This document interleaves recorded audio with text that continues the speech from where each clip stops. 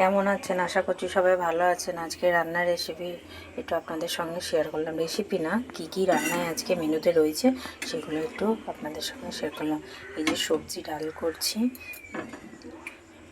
Beans, গাজর আর মটরশুঁটি দিয়ে মুগ ডাল, সবজি ডাল করছি। যেহেতু আজকে শনিবার আমাদের নিরামিষ, ওই জন্য একটু সবজি ডাল করছি। আর করছি উচ্ছে পাতার বড়া। এখানে একটা ভাজা হচ্ছে, এটা ভাজা হয়ে গেছে।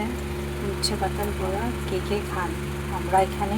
আমাদের এখানে অনেকেই খায়, আমরাও খাই। আলু শিম আর গাজর ভাজি করছি।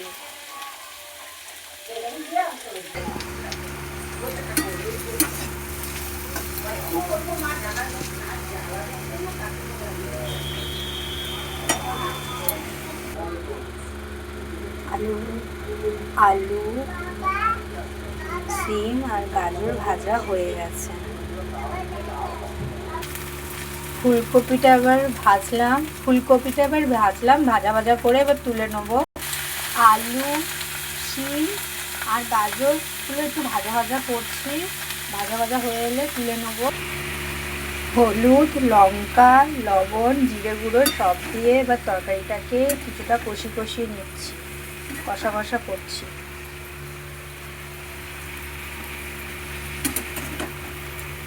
আজকে সকালবেলা অনেক কাঁচা পড়েছিল।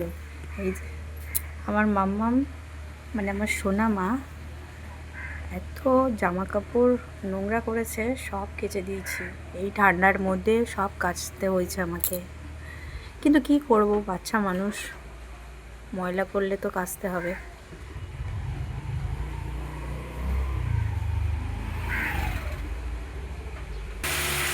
তরকারিটা কষানো হয়ে গেছে মশলা দিয়ে,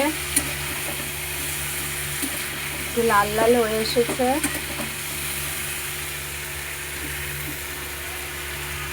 এবার আমি একটু জল দিয়ে দেবো।